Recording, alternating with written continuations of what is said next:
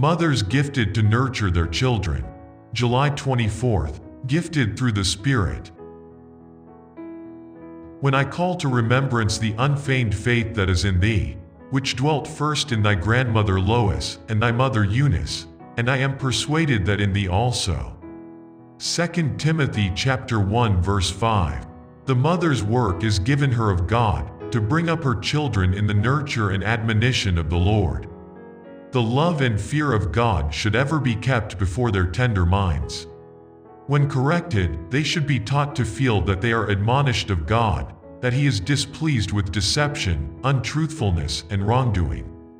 Thus the minds of little ones may be so connected with God that all they do and say will be in reference to His glory, and in after years they will not be like the reed in the wind, continually wavering between inclination and duty. If in their tender years, the minds of children are filled with pleasant images of truth, of purity and goodness, a taste will be formed for that which is pure and elevated, and their imagination will not become easily corrupted or defiled. While if the opposite course is pursued, if the minds of the parents are continually dwelling upon low scenes, if their conversation lingers over objectionable features of character, if they form a habit of speaking complainingly of the course others have pursued, the little ones will take lessons from the words and expressions of contempt, and will follow the pernicious example. The evil impress, like the taint of the leprosy, will cleave to them in afterlife.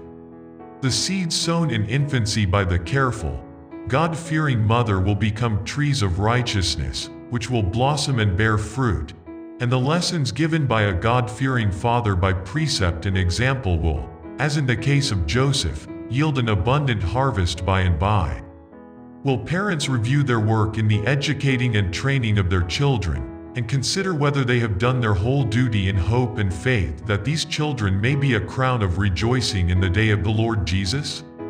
Have they so labored for the welfare of their children that Jesus can look down from heaven and by the gift of His Spirit sanctify their efforts?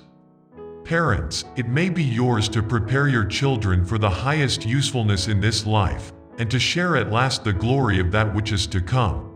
Good Health, January 1, 1880.